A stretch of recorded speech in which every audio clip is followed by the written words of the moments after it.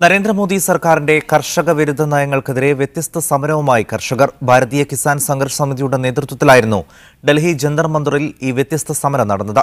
പ്രധാനമന്ത്രി നരേന്ദ്രമോദിക്ക് മികച്ച കർഷക വിരുദ്ധ പ്രധാനമന്ത്രിക്കുള്ള അവാർഡ് സമർപ്പിച്ചായിരുന്നു പ്രതിഷേധം.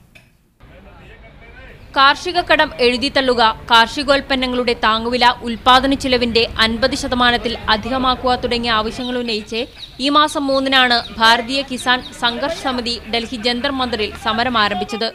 കനത്ത മഴയിലും ചൂടിലും 10 ദിവസം പിന്നിട്ടിട്ടും ആരും തങ്ങളുടെ ആവശ്യങ്ങൾക്ക് ചെവി തരാതിരുന്നതോടെയാണ് സമരരീതിയിൽ മാറ്റം വരുത്താൻ കർഷകർ തീരുമാനിച്ചത്.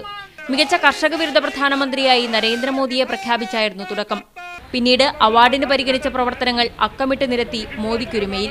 ശേഷമായിരുന്നു അവാർഡ് ദാന ചടങ്ങ്.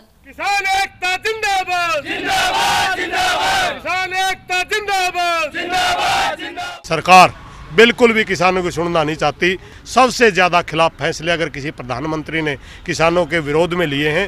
രാജ്യത്തിന്റെ വിവിധ ഭാഗങ്ങളിൽ നിന്നുള്ള കർഷകരുടെയും 62 കർഷക സംഘടനകളുടെയും സംയുക്ത കൂട്ടായ്മയാണ് ഭാരതീയ കിസാൻ സംഘർഷ് സമിതി.